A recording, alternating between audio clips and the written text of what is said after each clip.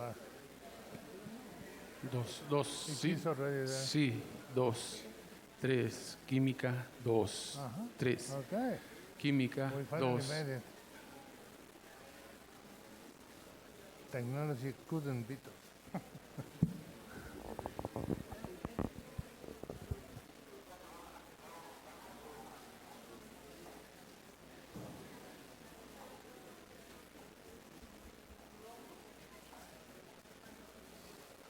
There it is, the movie. It was there. Yeah, it was moving, yeah. Yeah, I just saw it. I saw the ribosome movie.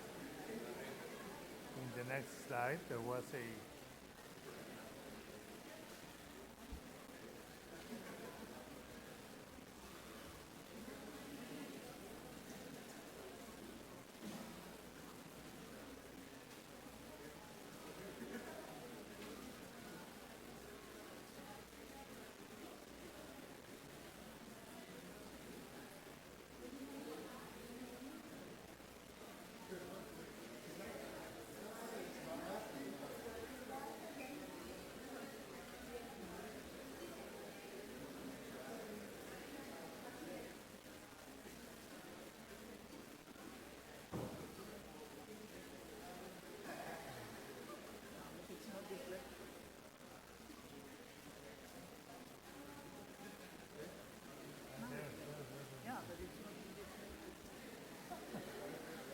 another one, okay. Uh-huh.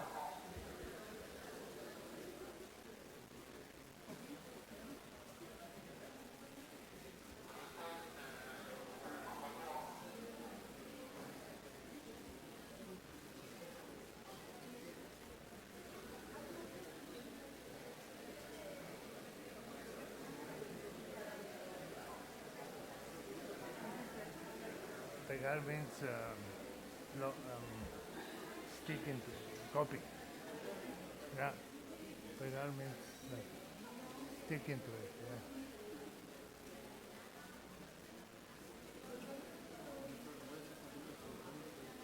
Yeah.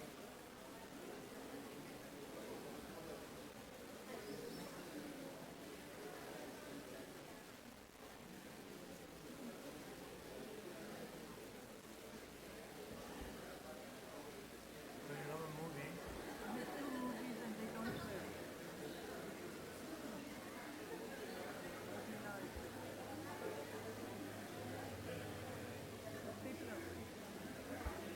It's there. It was already charged. It takes some time to charge the movie. I saw it. I saw it now, but not earlier. I'm starting from another one. Valencia. Valencia.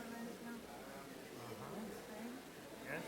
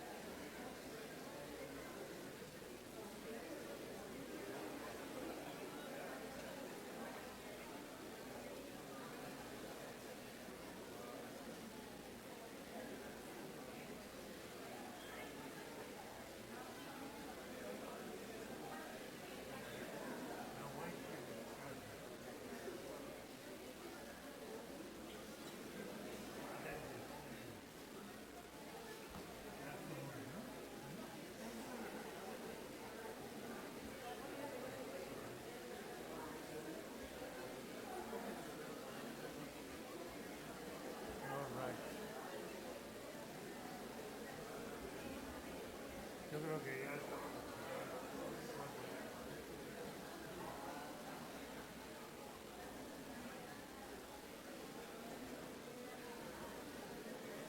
Okay, so you're ready. Finally. All right.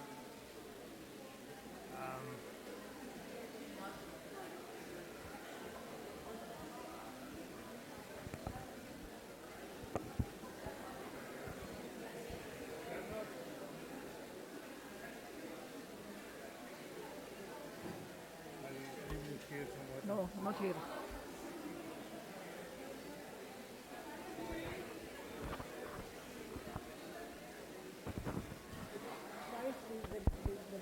The water jumps.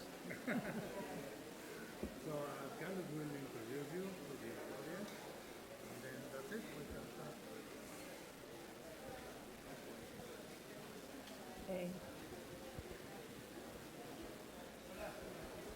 Miguel?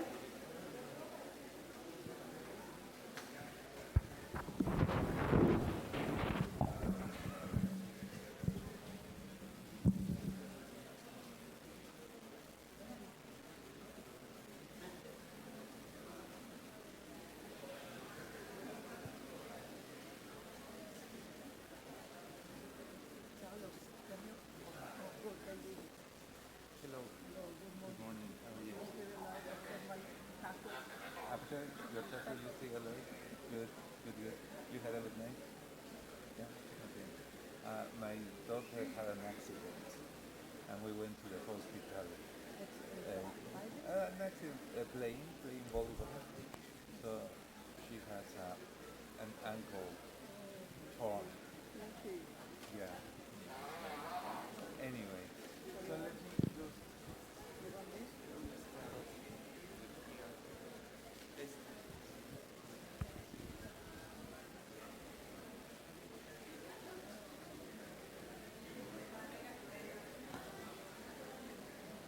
People is arriving, I guess, after finishing the class. Some of them. So yeah. Have you heard these things about, for instance, Harvard University, that the Harvard time is always 7 minutes or 8 minutes after the hour? No, yeah, exactly. I asked them to put off the lights. Okay. You want After we speak. you want the lights to be No, not all. Only this front ones.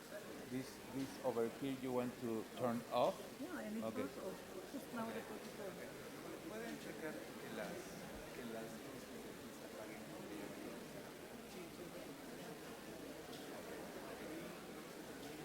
Por favor, sí, entonces, si quiere yo.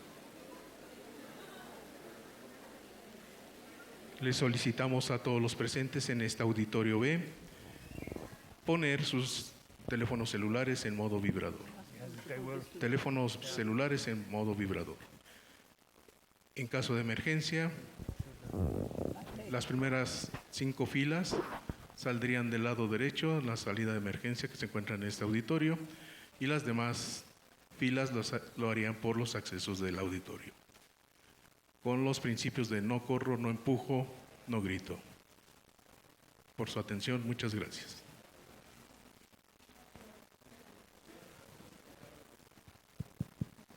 Buenos días,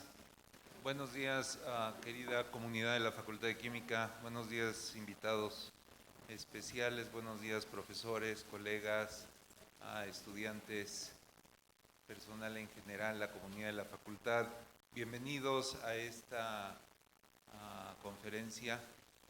Tenemos hoy el placer, el orgullo de contar con la presencia de la doctora Yonath Premio Nobel de Química, que nos va a dar una plática como parte de su pertenencia a esta comunidad. Voy a explicar esa pertenencia en unos minutos, en unos segundos, leyendo una semblanza que hemos preparado oficialmente para presentarla ante ustedes. La conocen ustedes, ha estado con nosotros en alguna otra ocasión, saben de eso, pero también es cierto que nos estamos renovando permanentemente y conviene entonces repetir esta semblanza que manifiesta detalles peculiares de su historia y de sus logros como científica. Procedo a leerla ante ustedes. La doctora Yonath nació en Jerusalén en 1939. Creció en el seno de una familia humilde. Sin embargo, las duras condiciones no disminuyeron su enorme curiosidad, pues desde muy niña investigaba el mundo activamente. A los 11 años de edad, tras la muerte de su padre, tuvo que combinar su curiosidad y experimentos con labores de limpieza y cuidado de niños a fin de ayudar a su madre, quien decidió mudarse a Tel Aviv para apoyarle en su deseo de seguir aprendiendo. Su trayectoria académica es por demás destacada.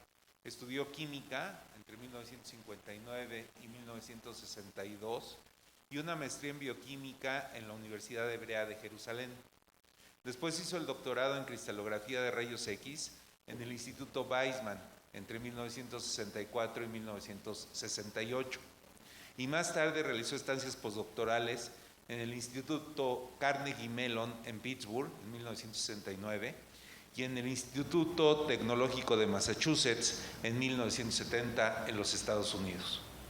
Su trabajo no solo ha sido valioso para el desarrollo de fármacos antibacterianos más eficientes, además ha dado a los científicos nuevas armas en la lucha contra las bacterias resistentes a los antibióticos, uno de los retos médicos más apremiantes del siglo XXI.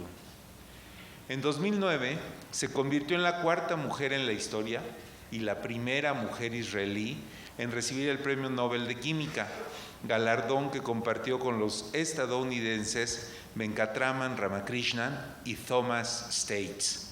Esta distinción le fue otorgada por sus estudios sobre la estructura tridimensional y la función del ribosoma, un complejo supramolecular donde ocurre la síntesis de proteínas en las células. Para cristalizar el ribosoma, la doctora Ada Yonath desarrolló la técnica de criobiocristalografía, la cual fue inspirada en la hibernación de los osos polares. Estos animales empacan sus ribosomas de una manera ordenada justo antes de entrar en periodo de hibernación, lo que permite mantenerlos intactos y funcionales durante meses. Dicha técnica le permitió exponer cristales de ribosomas a temperaturas de menos 185 grados centígrados, minimizando así la desintegración de la estructura cristalina debida al bombardeo de los rayos X.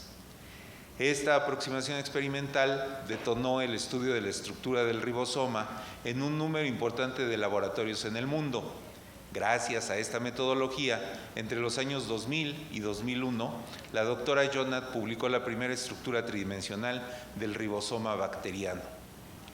Una derivación de sus estudios que ha sido de gran relevancia para la humanidad es la cocristalización de ribosomas bacterianos formando complejos con antibióticos, los cuales se unen en sitios muy cercanos a los centros funcionales del ribosoma, donde bloquean la síntesis de proteínas. Cabe señalar que los resultados correspondientes fueron publicados en la prestigiosa revista Nature. Grosso modo, estos descubrimientos han permitido entender los mecanismos moleculares de cómo los antibióticos actúan sobre bacterias patógenas. Además, algunas de sus investigaciones posteriores han sido publicadas en revistas de gran relevancia internacional como Science, Nature y PNAS. La doctora Ada Yonath ha expresado que el Premio Nobel no solo expuso el ribosoma al público, sino estimuló el verdadero interés científico y encendió la imaginación de muchos jóvenes.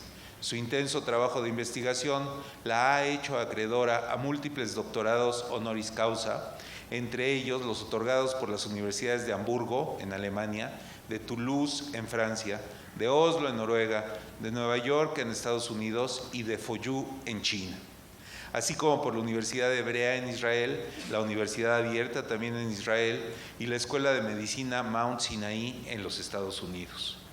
Asimismo, es miembro activa en las Academias Nacionales de Ciencias de Estados Unidos, Israelí de las Ciencias y Humanidades, Europea de Ciencias y Artes, Americana de Ciencias y Artes, Coreana de Ciencias y Tecnología, Internacional de Astronáutica e Internacional de Microbiología, así como de la Organización Europea de Biología Molecular. En la actualidad, la doctora Ada Yonath es directora del Molecular Structure Center en el Instituto Weizmann en Israel, donde también es profesora del Departamento de Biología Estructural.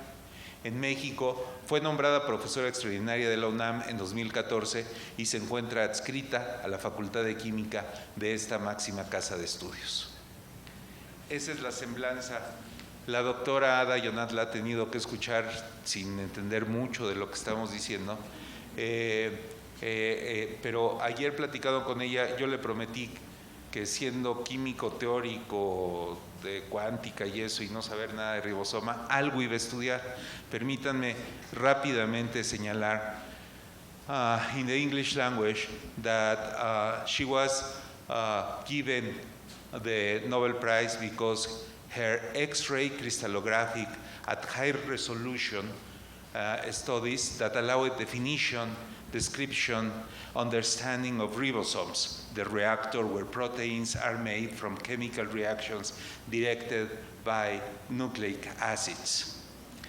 These details let us learn about, for instance, the exit tunnel of the recently formed proteins, which is really interesting, and the binding sites and modes of action of these proteins in these cells. The possibilities that it's allowed for humanity to follow is the understanding of the existence of a universal symmetrical region within ribosomes with asymmetrical surroundings, environment surrounding this symmetrical universal center, thus giving information for targeted action, such as what we can get from antibiotics. I hope that was not that bad. And of course, we will hear you. It was excellent, thank you. Okay. Thank you very much. Now, Such a nice introduction I don't get always. okay. Very good. Okay, thank you. So, sin más, les dejo con ustedes a la doctora Ada Yonath que va a presentar su conferencia. Por favor, un aplauso para ella.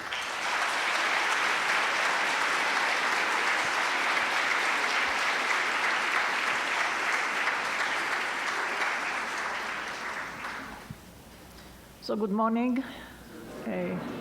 It's always nice for me to come back to Mexico, although I have problems in breathing in this high altitude.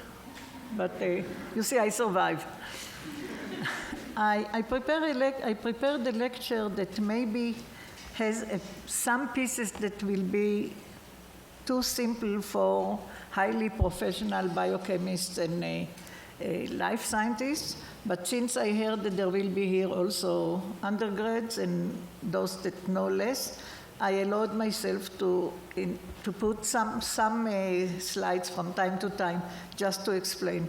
Please, the professionals, please forgive me.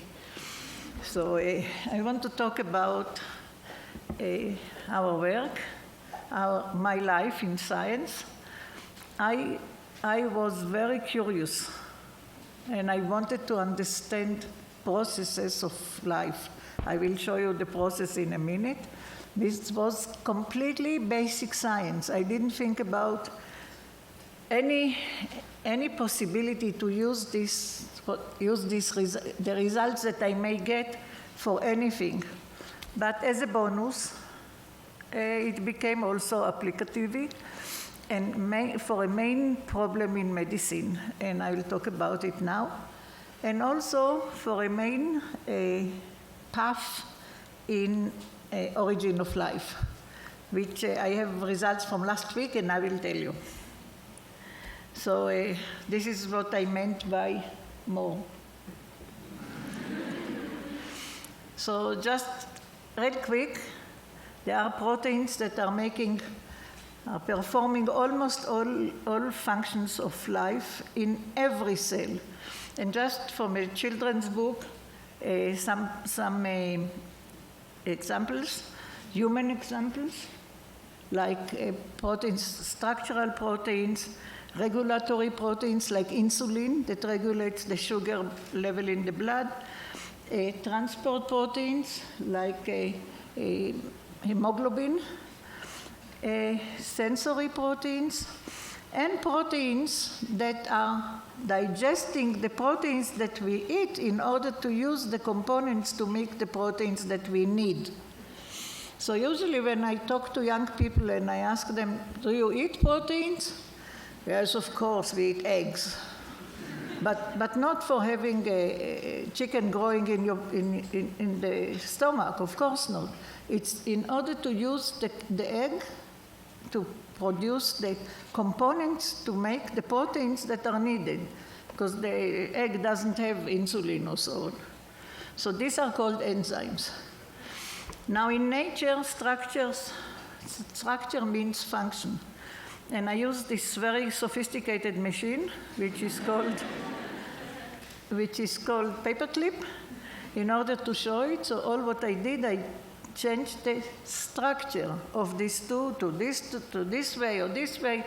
I didn't boil, I didn't cook, I didn't cut, I didn't put acid, nothing. Just change the structure and they worth nothing. They cannot do the function.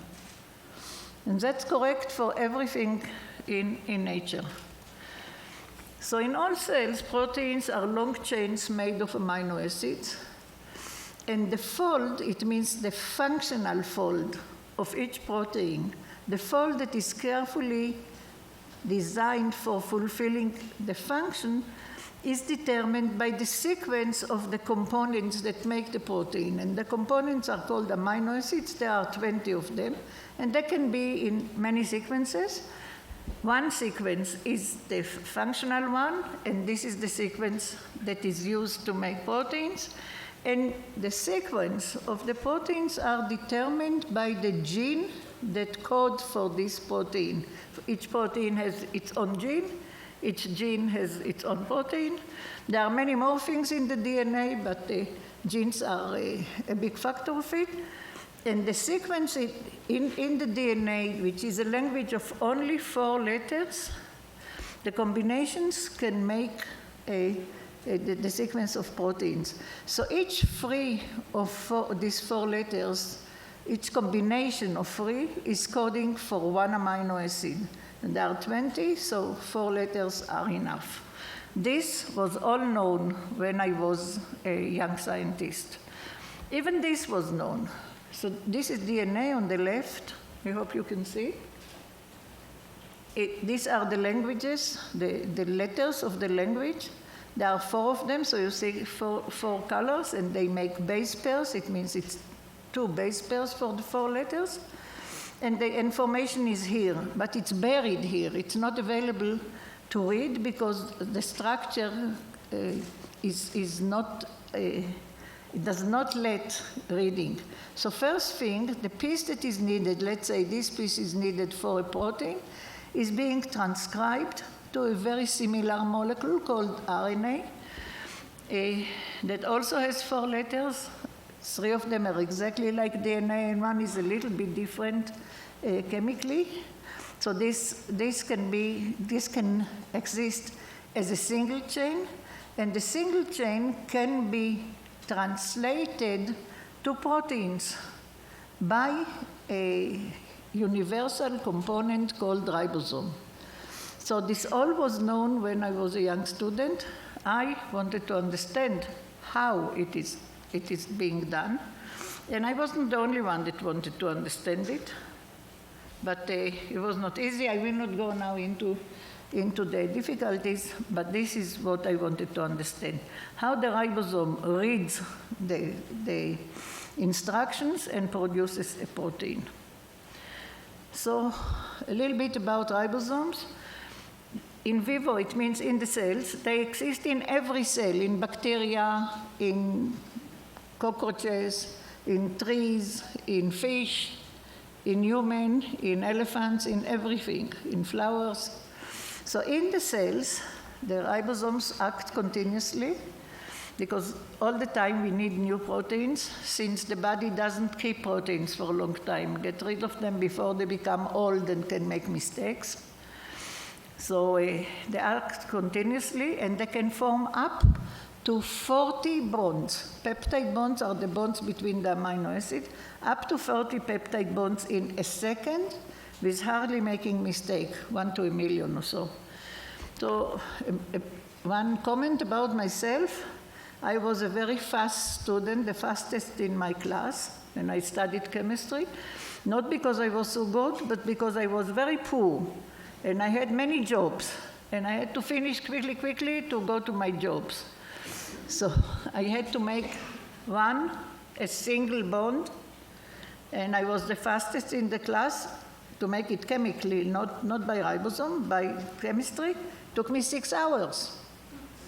1 bond, and this can make 40 in a second. chemistry developed, and there are now better procedures, so one can make a bond in the lab in 2 hours, but not 40 in a second. So mistake rate, 1 to a million, hardly any mistake. So there is a huge number of ribosomes that function in each living cell. Let me give you examples. Mammalian cells may contain millions of ribosomes in one cell. Let's say the liver cells may have 4 to 5 million ribosomes each. Even in bacteria, 80 to 100,000 ribosomes. Now that we know how they work, we can describe them as a factory. And I will show you many things that we know, but first of all, let's talk about the factory. So the factory has 2 floors, you see here and here. And here, the message is being read. It means this is where the instructions are being read. And here, it's a factory, so the building blocks are brought by trucks.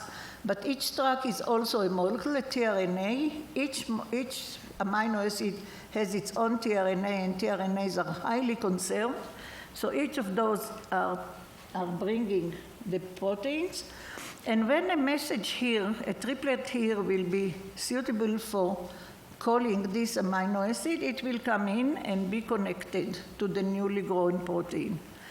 And the connection and the exit of the amino acid, of the proteins are happening in the lower floor.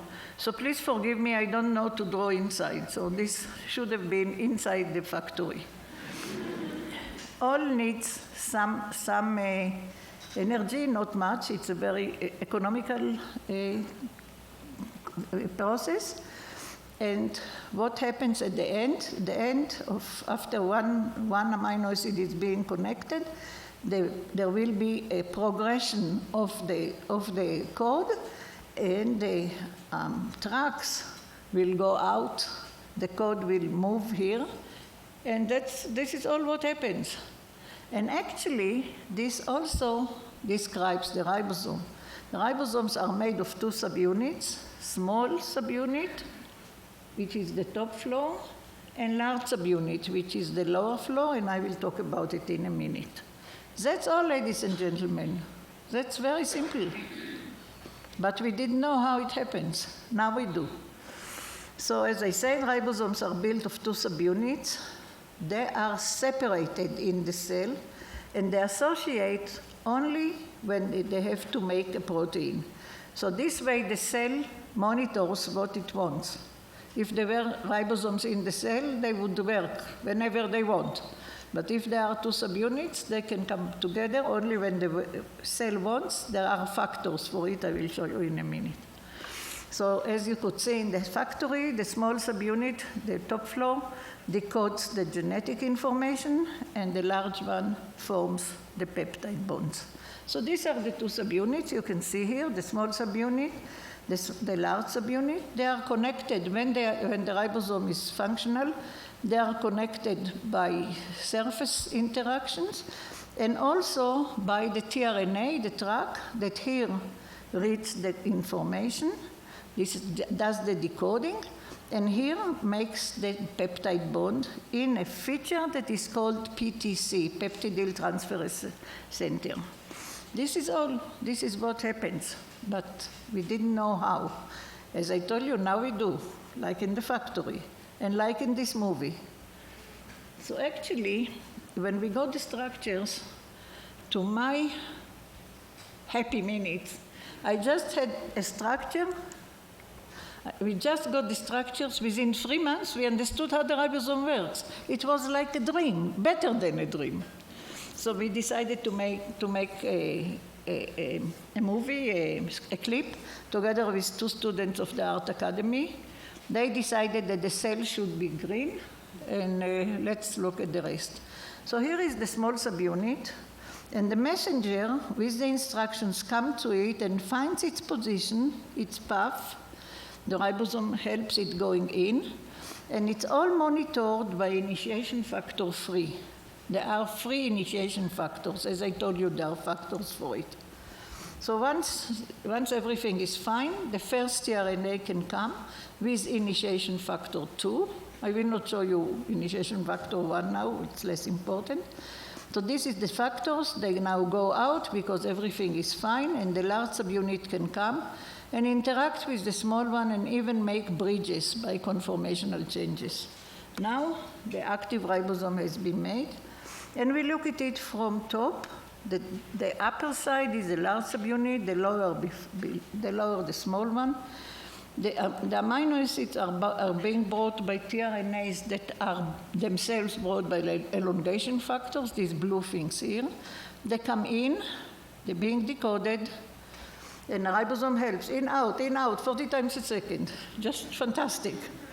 Now we took away the large subunit.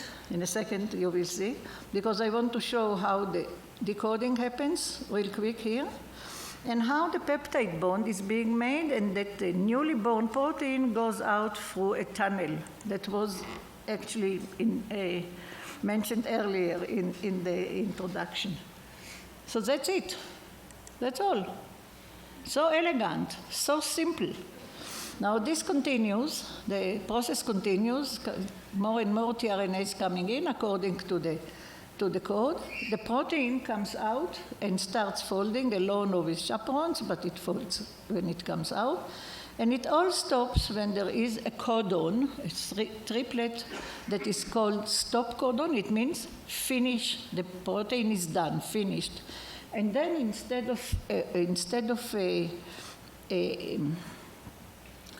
tRNA, come this factor, release factor, recycling factor. There are several. I showed them here, like the yellow thing, the gold. Now everything dissociates. The protein can go and need to go to do what it needs, and everything else is waiting for the next job. That's all. Ladies and gentlemen, isn't it so simple? Don't you agree with me? So just to show you, I showed you in the movie the two subunits in a very fuzzy way, but we know the position of each and every atom. I show you here the first ones, the bacterial from our lab, but there are now many from many other labs. Ribosomal structure were developed fantastically during the last years. Most of the ribosomes are made of ribosomal RNA, the gray. And there are many ribosomal proteins. In bacteria, 54. In higher organisms, it can reach 80. And this is the small, and this is the large. To remind me, this does the decoding, and this makes the bond. I just wanted to show you that we know the position of each and every atom. So actually, I think that this was very simple. So in the whole complexity of the ribosome, it's simple. It's simplicity within it.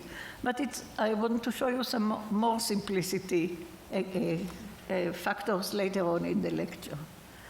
So first of all, let's look at something which we discovered, or was discovered not only by us in recent years. There are cases that there is not enough material in the cell. The cells do not get enough whatever, or enough ingredients, or the temperature drops, or the temperature goes up. The cells have to stop making proteins or to reduce the number of proteins. But there are ribosomes. And one way was to kick them out, to deteriorate them. But another way, very clever, when there is a suppression of translation, the ribosomes make dimers. You can see the dimers from both sides with rotation, 90 degrees rotation. And the dimers are like here, large subunit, small subunit, small subunit, large subunit. And the contacts are exactly where a messenger has to come in, or the factors have to come in. Very clever. So when the problem disappears, they can get out back and make proteins. So when the cell suffers, it doesn't say that the proteins, the ribosomes are fully deteriorated. Some of them, most of them, are maintained. And there are factors for it. I don't want to talk about them. If you want, you can read here. There are factors that introduce this contact between them. Now let's go to another point. When I started, I knew, not only me, it was known that there are antibiotics that function by stopping the ribosome. Antibiotics are very, very small. Molecular weight is less than 1,000 usually. And bacterial ribosomes are 2.5 million. So when I started, I wanted to understand how ribosomes work. I didn't even dream that I will be able to see the antibiotics. It was above my expectations. Actually, almost half of the antibiotics, useful antibiotics, clinically useful today, target protein biosynthesis, mainly by paralyzing ribosomes. And now, actually quite soon after we found the structure, we found a way to understand how each of them works, all of them work, and more than this, how resistance to them happens. So let me show you this. Before I do, I wanted to remind you, if you don't know, that the natural antibiotics are weapons that bacteria from one type use for interfering with cell life of different species. So it's the fight between bacteria to bacteria. These are the antibiotics. And those that are useful clinically are extracted from bacteria, or, now that the chemistry is known, are copied. So how do the tiny antibiotics paralyze the ribosome, which for them it's giant? So as I said, antibiotics are less than 1,000 in molecular weight, 1,000 Daltons, and bacterial ribosomes are 2.5 million. How do they do? They're really clever. Each of them goes to a functional site. So if you see here on the left, it's the skeleton of the large subunit, and on the right, the small subunit. And the circles, each of them is representing a family of antibiotics. And look, all of them are disturbing at least one function, like the decoding in the small subunit, the bonding in the large subunit, the tunnel, and the hinging, these motions. They also, didn't show it here, they also disturb the entrance of the tRNA. So what does it mean, the family of antibiotics?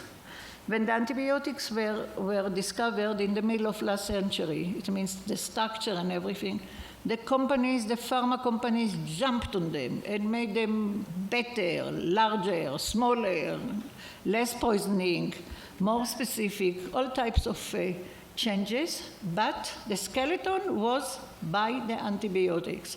So these are what we call families. So you can see here in this picture where they were, and we made a movie about these two, a clip, which is based on the first one. So you will see here 4 types. This is adenine, and it goes into the path of the messenger RNA. That's it. Look, how small, how clever. You don't have to be large in order to disturb. Look, that's it. The second one is called Tetracycline, and it occupies the position of the second tRNA. Just occupies, just sits there. And it's much smaller than the tRNA, but it takes its position. That's all. And the third one is actually the first that came into use. It's called erythromycin, and it goes into the tunnel where the proteins go out from. You see, it just sits in the tunnel. Very small protein can be made, maybe 5 to 6 bonds, and that's it.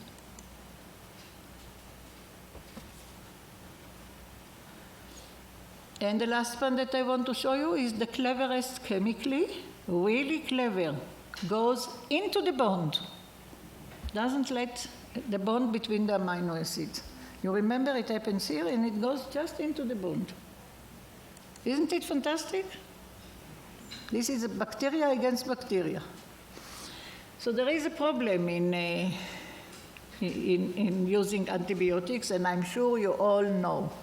Resistance to antibiotics become larger and larger, grows with time, and now it's one of the most severe problems in modern medicine.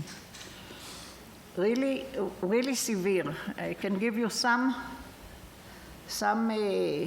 data about it, but the conclusion is that soon we will come back to the period before antibiotics, where simple infections like pneumonia or even wounds were almost untreatable.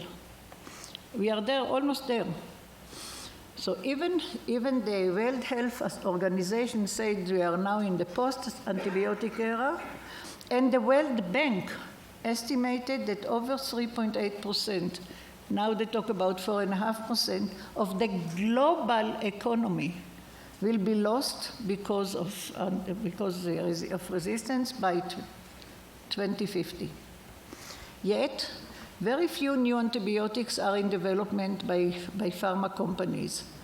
The large drug companies have stopped attempts at creating new antibiotics, owing to the huge mismatch between the social value, it means our life, and the price that it costs them to create new ones.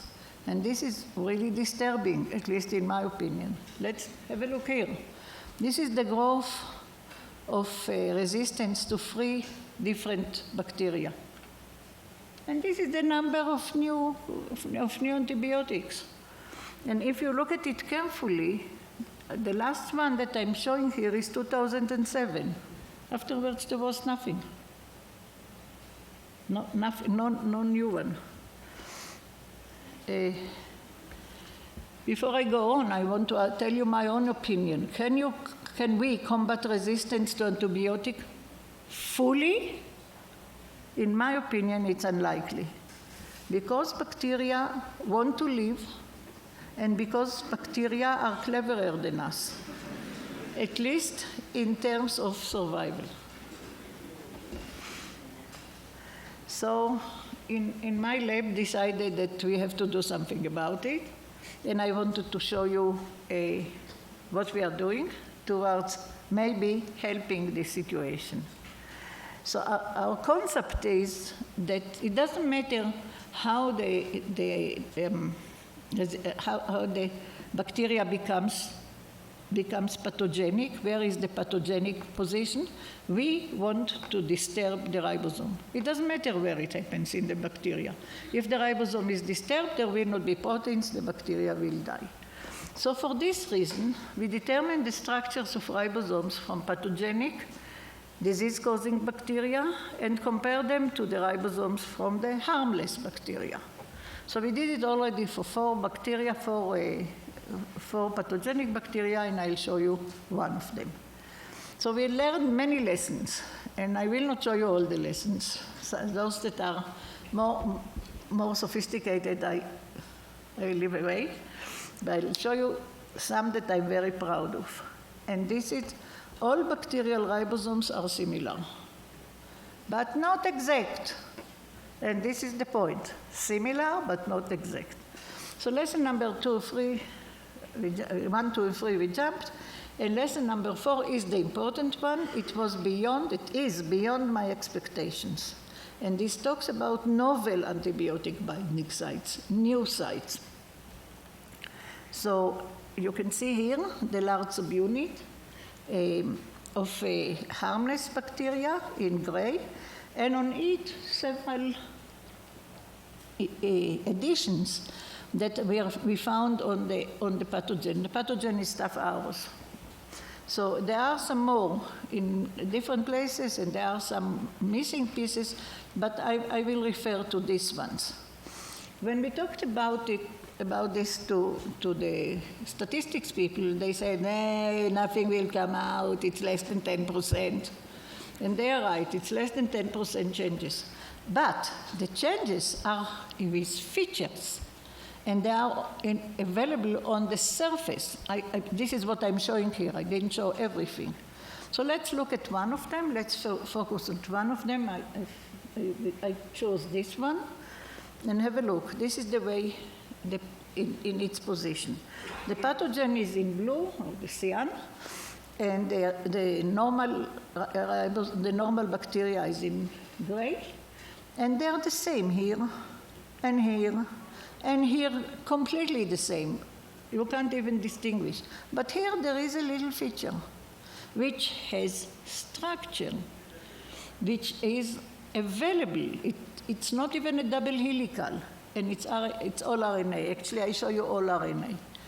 So it can be a potential binding site. So in this way, in a model system, we identified 25 new potential unique sites, and we blocked them one by one chemically. It means if we have something like this in here, you can just make a chemical compound that will stick to it. So we blocked them one by one, and 16 of them, when they were blocked, inhibit protein biosynthesis. So there are 16 possibilities. These sites are not involved in the primary ribosomal activity. It means not in decoding, not in peptide bond formation.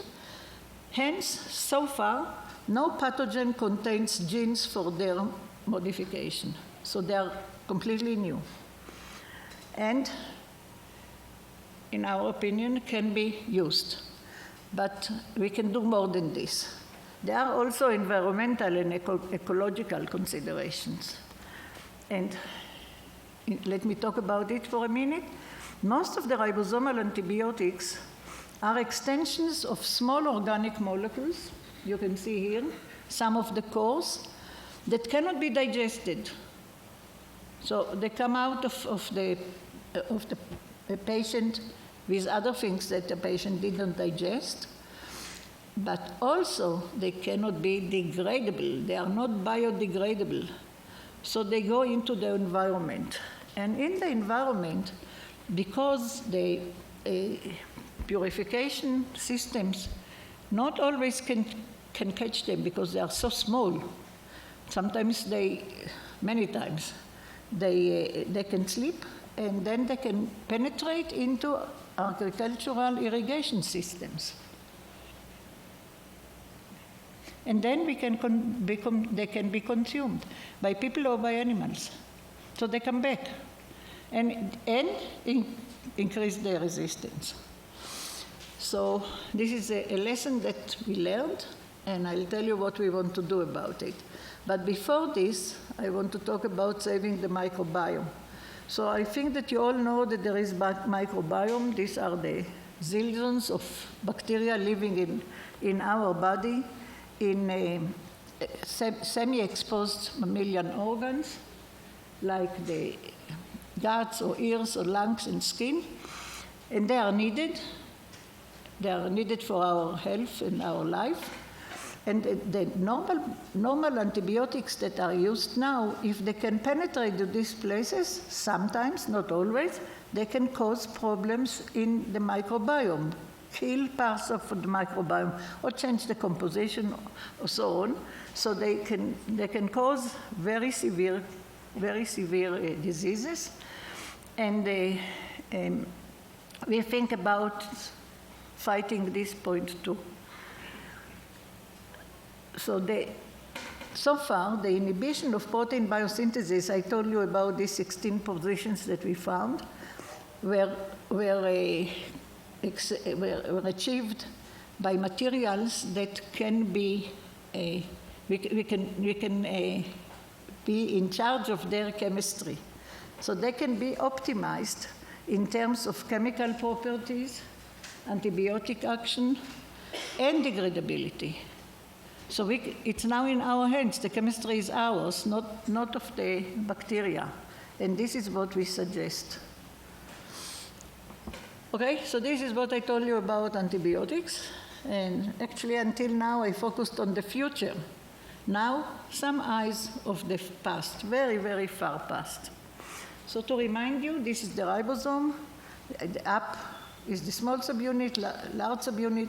Here the decoding, and here is where the peptide bond is being made. Just to remind you, and there are two tRNAs that are busy with it. There is another site for the exiting one after it finished. But here is what happens, and there are two sites, we call them A and P. P for peptidyl transferase and A for amino acid tRNA.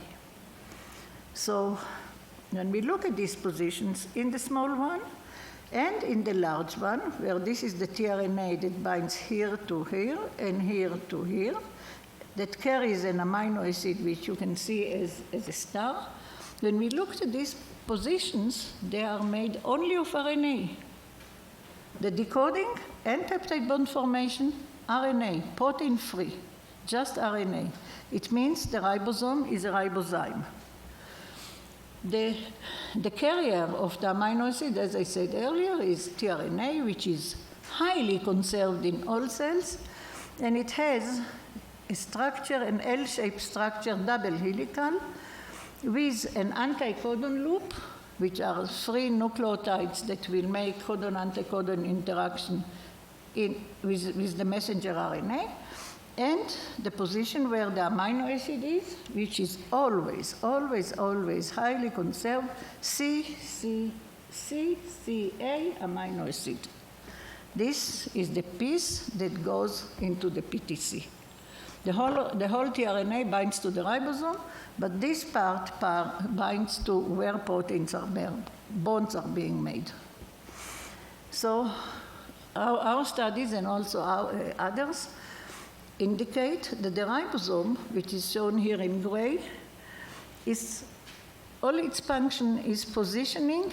It positions the 3' end, it means the CCA, of the A and P sites, tRNA. Here is tRNA in the A site in blue and in the P sites in green. And it positions so then the CA amino acid will be here, a protein will be here, and this will be the position of peptide bond formation. That's all what it does, just positioning in the right way. And because the tRNA comes this way and that way, it's semi-symmetrical. This is the PTC. And this is correct for all ribosomes, all known structures and all structures that we could find in the literature. If we look at how the substrates are being bound, I put here all the substrates that were known when I did this figure. Here, those are bound to the A site from our lab, from the Yale lab, and this to the P site, and you see they all bind the same way, and they are all semi-symmetrical in a pocket. So as I said earlier, our results support the suggestion that the ribosome provides just a frame rather than catalytic activity for peptide bond formation. And we looked where there is a symmetrical part. So we looked at all the RNA map of the large subunit of bacterial ribosomes. We could not see any sequence that can be related to symmetry or even semi-symmetry, and we could not see anything in the two-dimensional, in the way that they are made, the double helices of RNA are made in the ribosome.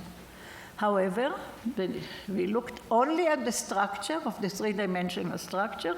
This region is semi-symmetrical. And when we look at this region very carefully, it has the P region where P site tRNA binds, and the A region when A site tRNA binds, it means where their CCA ends bind. Exactly there.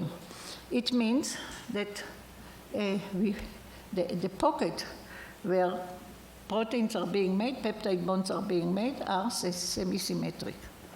So I drew all the structures, just the main chain, without the nucleotides, of bacteria, archaea, eukaryotes, Mitochondria, you can see here from where I took all the coordinates, some ours, some from other labs, of this part of the large subunit, mean the PTC. I drew one on top of the other, and they are the same, exactly the same. Almost exactly the same. There are some very small changes here and there, but the same. After I drew it, I couldn't distinguish between them. So they are really highly conserved. I drew it from the other side, and it really looks like a pocket. And this is the pocket with the A and P side tRNAs. Here the A side tRNA, and here the P side tRNA in the pocket. So this is the semi-symmetric pocket that we found in all ribosomes. And I just want to show you that it's highly conserved, not fully conserved. If we draw the conservation of all the nucleotides that make this pocket, about 180, most of them are over 50% conserved, and many of them 100%. This is very highly conserved. So the high conservation of the symmetrical region indicates that its existence is beyond environmental conditions, everywhere, in bacteria, in fish, in elephants. It's the same in all cells. Therefore, we think that this is the protoribosome.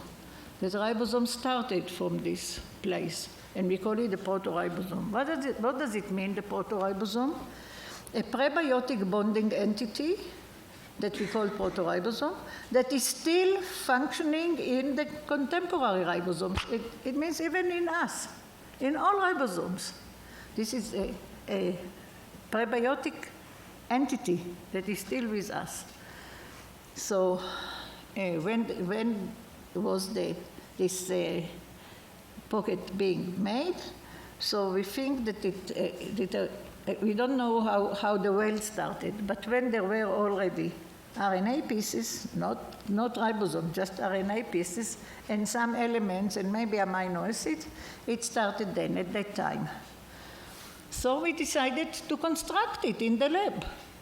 We have the sequence, we have most of the sequences. Let's try to construct it.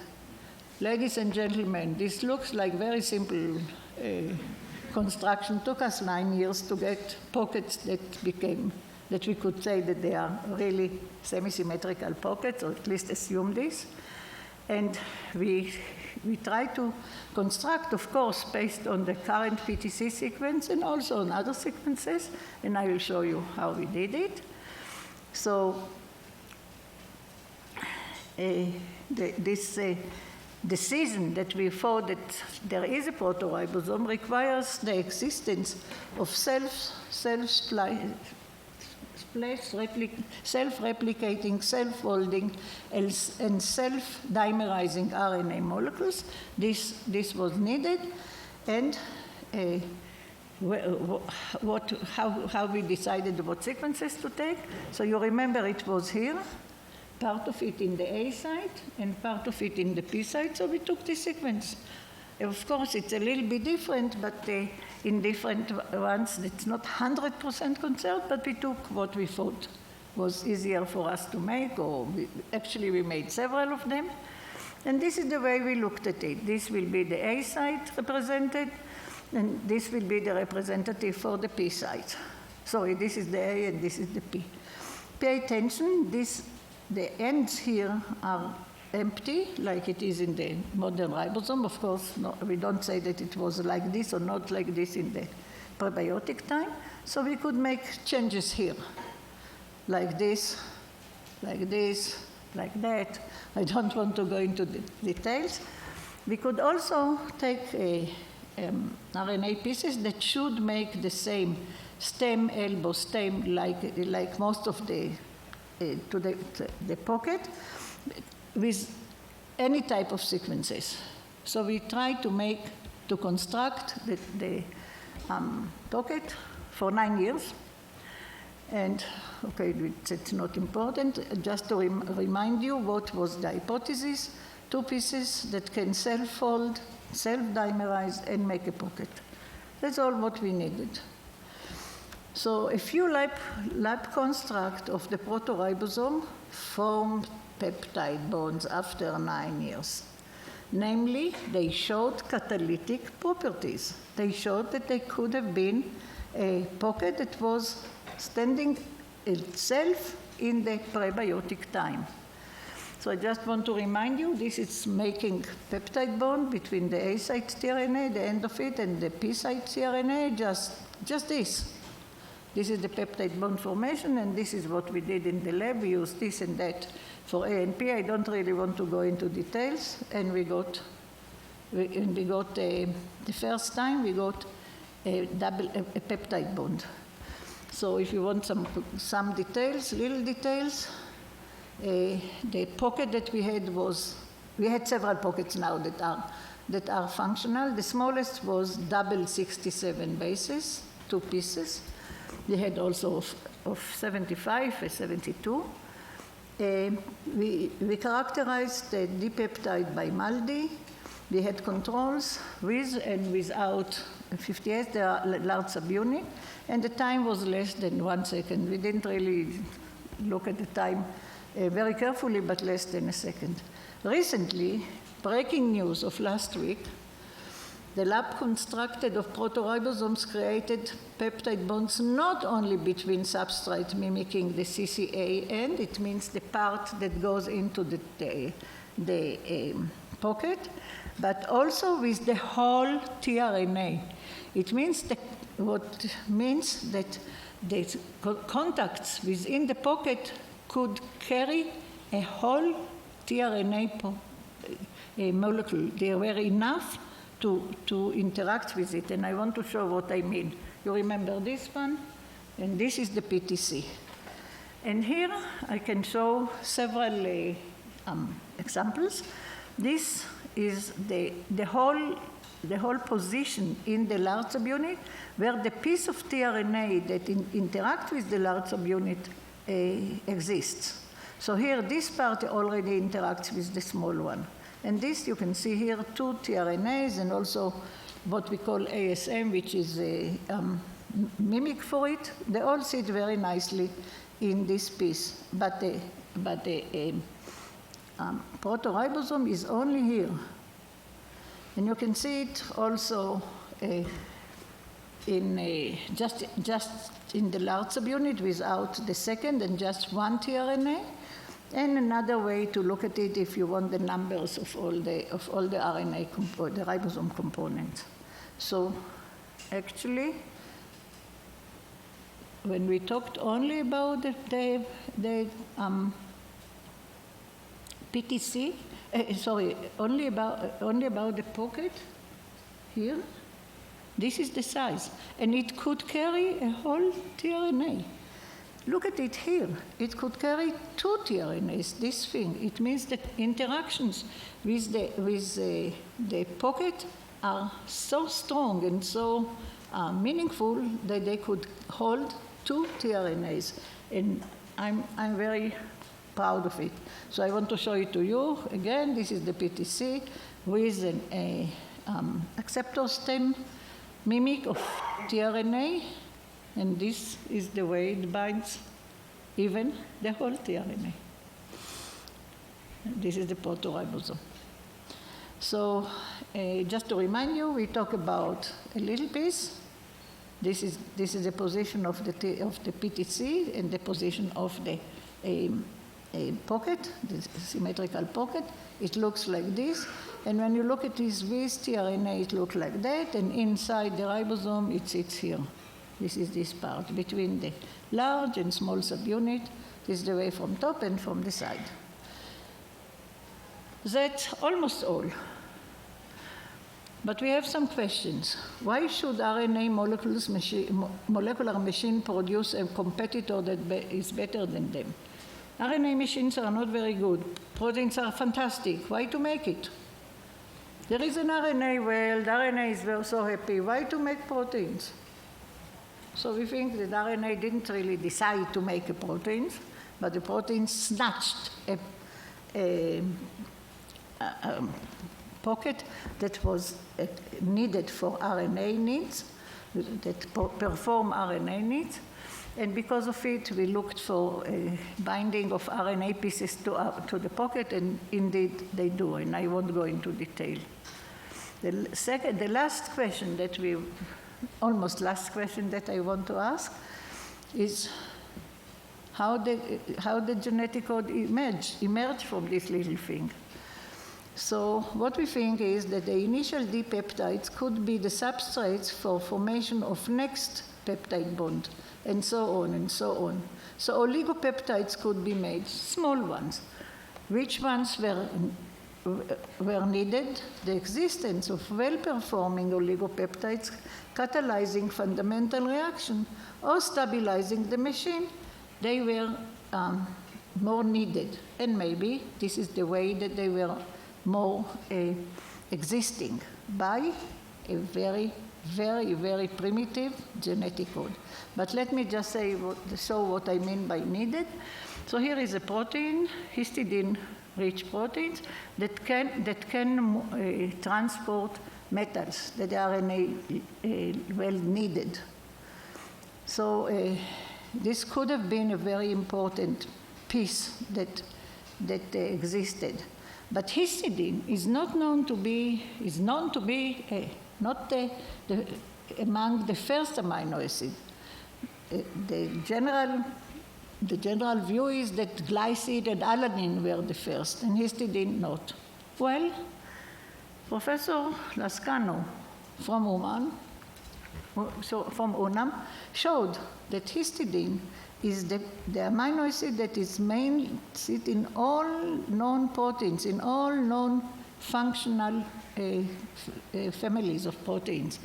And he thinks that histidine is one of the first ones, otherwise it won't be so abundant. The second type of proteins that could be important are those that go to the position that can stabilize the machine that makes them. And we say it because we looked at how the pocket sits in the ribosome, and indeed it is stabilized by this protein, L36, and on the other side by this protein, L2. So maybe these were fragments that were first. But anyway, all the ideas I said before suggested that the genetic code was created by or according to its products, which were found fit and useful and therefore survived, and led to the creation of a primitive original genetic code which co-evolved together with its products. Together, the genetic code, the proteins, and the ribosomes evolved together. And based on the suggested existence of an RNA-dominated world, and on the finding that RNA can replicate and elongate itself, and can have catalytic capabilities, and on our experimental results, we suggest that, or we propose, that the protoribosome is the entity around which life has evolved. Not only ribosomes, whole life. Before this, there was no life. So the last question, almost last, what was first, the genetic code or its product? Or what was first, the chicken or the egg? And in my opinion, the chicken or the egg is the genetic code of the product, or the proteins. What was first? Huh? You know? I know. You know? First was the protoribosome. So, in summary, our hypothesis is based on the existence of self-replicating RNA molecules with catalytic capabilities, and on the assumption that the genetic code followed its products. And why did I connect all these things together? The ribosome now, the future of antibiotics, and the protoribosome? Because I think there is a connection. Look at it, you remember this? This is what we thought about a position for a new antibiotic. And there are many like this in the ribosome. I have here a figure that shows this one with this antibiotic, and here I didn't put all the antibiotics, but all these pieces are available for new antibiotics, all these pieces on the ribosome. When we looked at them, some of them, like H15, is interesting. This is its structure in the harmless bacteria, and this in the pathogenic bacteria in cyan, and this in eukaryotes, same. Not in every place, but in many places, the pathogenic and the eukaryotes are the same, or almost the same. So this brought me, let's forget all this, this brought me to the suggestion that this place that is the same maybe opens a new question. Are pathogens the missing link between your bacteria and higher organisms? I don't have an answer for it. Thank you. So I just want to tell you that you heard earlier that the studies took a long time. And in the literature, the protein crystallography, structural biology, is shown like growing in two trees, the British trees that made many Nobel Prizes, and the American trees that made also many, and there are some that didn't get the prize but did very good work. Do you see me in this or this? No, I'm on the floor here. Treeless. I just wanted to show you not all life is simple. Thank you. So I want also to thank my institute, especially my president that let me work so many years on something that was like a dream. He was biologist, so they say that because of biology, because ribosome is also part of biology. But when his terms was over and he was replaced by high energy physics, Chaim Harari, he also let me work. And they were supported by the Scientific Advisory Committee. I won't talk about everyone now, but I just want to say that these two guys were Nobel Prize winners, and this one tried to crystallize ribosomes and failed. They all said, this project shouldn't be stopped. It's very important, shouldn't be stopped. But it's not clear that ADA will make it. So this is it. It all started with very strong collaboration with Max Planck in Berlin, with Dr. Wittmann, that had a dream to see the ribosome structure and how it works. There were 245 people in his department, so he could also tolerate me. And he helped very much for me to have two additional group in the synchrotron in DAISY where we measured. Unfortunately, he died 10 years before the structure came, and he was replaced first by Franceschi and then by Fucini. So I want to thank my two research groups for their devotion and determination. The group in Hamburg was terminated in 2004, but always had angels, because the technicians say that only angels can work on ribosomes. The group in Israel is still working. I show here people that have already left, but I want to highlight Anat, who is the senior scientist of the group. She is a fantastic mother, fantastic scientist, and fantastic mother of 3. Ella is a mother of 2. She is also a fantastic scientist. Raz, who is now a professor in Beersheba University, he also has 3 children. But we don't talk about him. Now we talk about female, to show that female can make it. Tamar came 17 years ago for 10 weeks. She's still around. She has now 3 children. And she had birthday when I made when I took the picture. So she baked a cake. Can you see her cake? Maybe you want to see it better. So this shows that in my group, ribosomes are considered sweet. I also want to thank my family, my daughter and my granddaughter, my mother, my sister, and so on, but I have no pictures of them here. They were always very supportive, although I was not always at home. And my granddaughter, she gave a speech about me when I got a prize in Paris, and she said, my name is Noah, Ada's granddaughter. As you know, she is a very busy scientist, but she always finds time for me.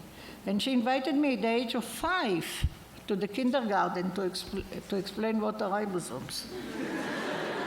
She gave me, you know, the kids listened. They sat a whole hour and listened. She gave me a prize. This is not her prize. This is the Nobel medal. But her prize, for me, is at least as important. The Grandma of the Year is Ada Yonath. And this she gave about 13 years ago. And I asked her, which year? Every prize has a year. And she said, which year? You have to reprove yourself every year. If you fail, I take it off the wall. So it's still on the wall. So ribosomes became popular, you see.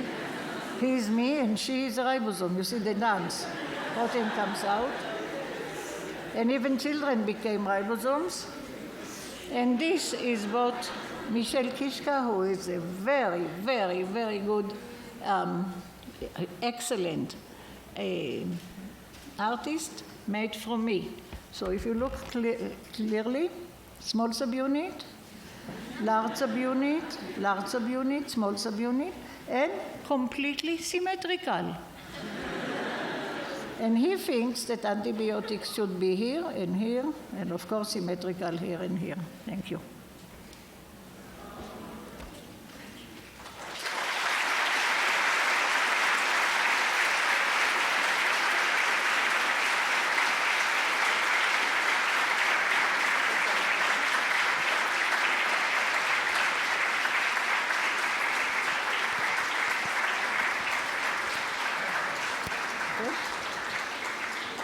Finito? Sure, of course. Bueno, muchas gracias, Ada. ¿Preguntas? Ada está dispuesta a intentar contestar preguntas. ¿Hay alguien que quiera hacer alguna? Ahí.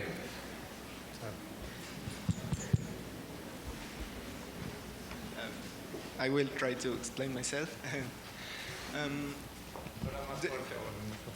There are some groups of people that think that the only kind of science that matters now is that you can apply in a future, that you can apply it.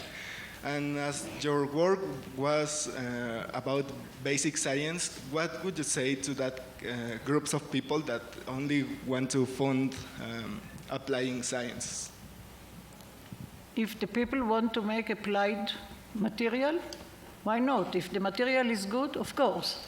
But if the funding agencies are forcing only applied, I'm against. I think that basic science is the basis for any science.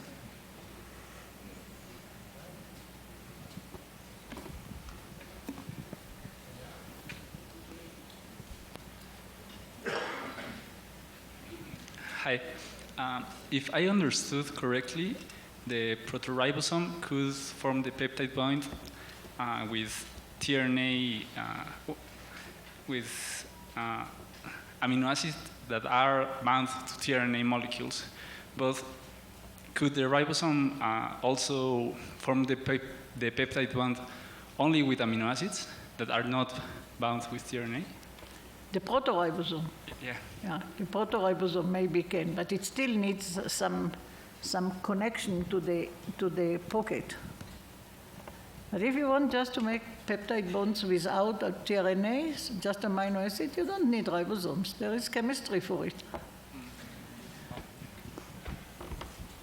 The ribosome can make it according to the gene, according to some information, instructions, by decoding.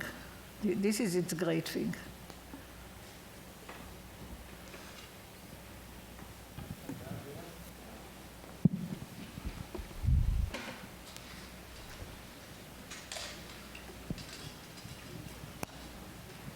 Hi.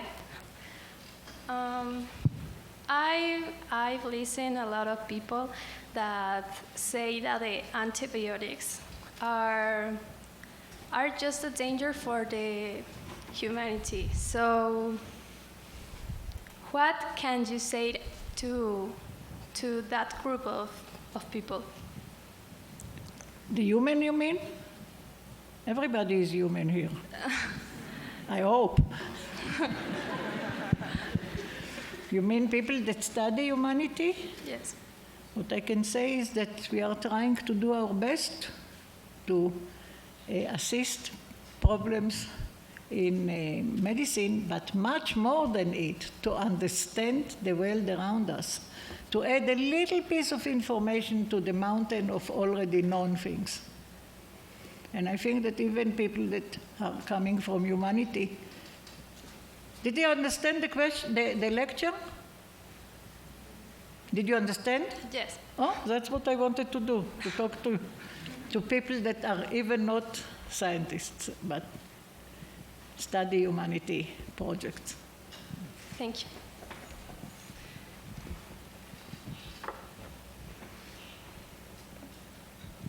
My question was, in what kind of environment or conditions, or in what kind of cell could proto-ribosome evolve?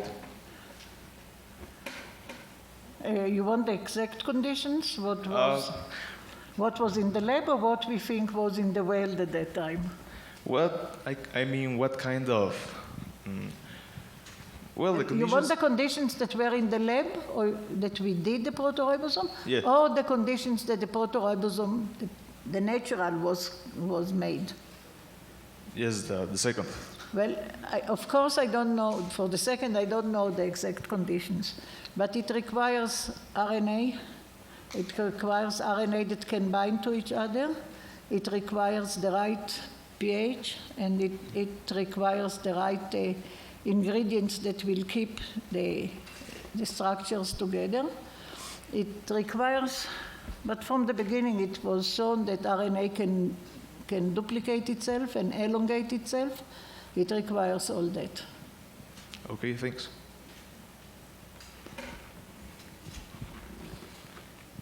Can I make one? If you want. What are the structural changes produced by resistance? Oh, well, that's a lecture. That's There are next structures. year. No, there are. The thing is that as I said, all the functional sites of ribosomes for all organisms are similar, but not the same. So the way we can use antibiotics is based on small differences between bacteria and human. Like in one case, the most important case is just one nucleotide, which is A in bacteria and G in human. So the resistance is making G instead of A. Just this. I say it's very similar. It takes quite some wisdom of the bacteria, but this is just A to G. Or maybe I'll say what it is, adenine to guanine. ¿Alguna otra pregunta? Why keeping the research in antibiotics? We have therapies more useful, like bacteriophages. You ask me why? Antibiotics do some things that other medicines don't. And usually they are very mild for infections. Why to use them? I'm not making the medical decisions, but apparently they were very useful. Did you hear about Mozart? Mozart died from an infectious disease at the age of 36. If it was in our time, he probably wouldn't die from it and write many more good music pieces. One more question?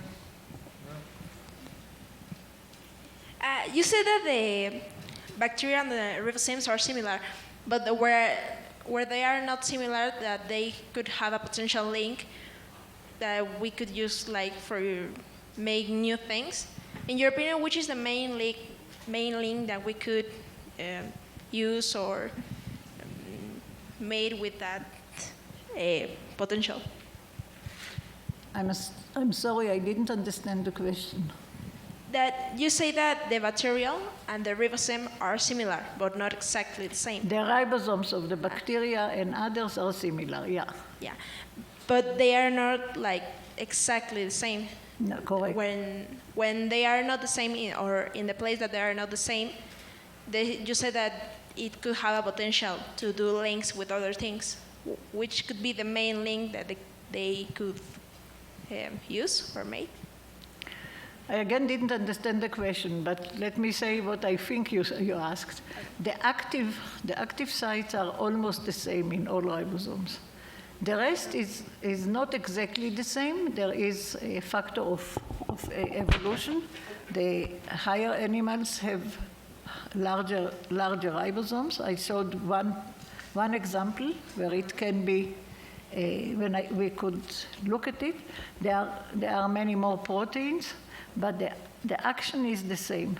The functional action is the same. Okay. Thank you. Thank you. Gracias. Bueno, vamos a agradecer a Ada su conferencia y presencia aquí. Te toca, Ada.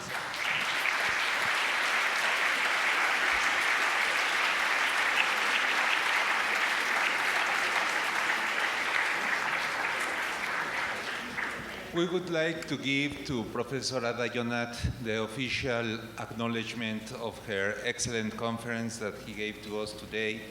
This is the official acknowledgement, so thank you very much for your presence here. Thank you. For your conference. And we would also like to give her an unofficial acknowledgement of her presence here. And this is the poster that was hanging in the entrance of our building that she wants to take home to Israel. So you will have it. Thank you very much again. The poster, yeah. I can carry it for you.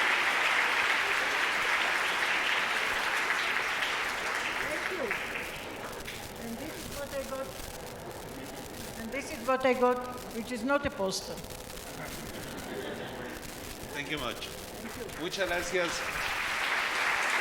Buenas tardes.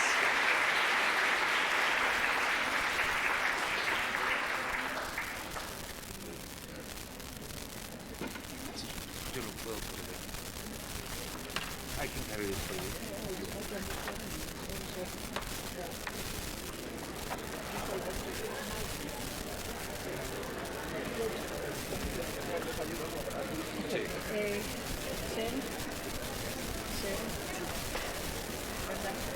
Can you give me your computer? Can you ask him to give the computer?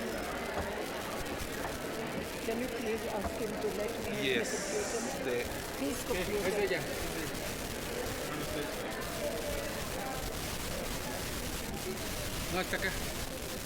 No, yours. I don't know what he copied for me. I have to find out. I made this in the last minute. Okay.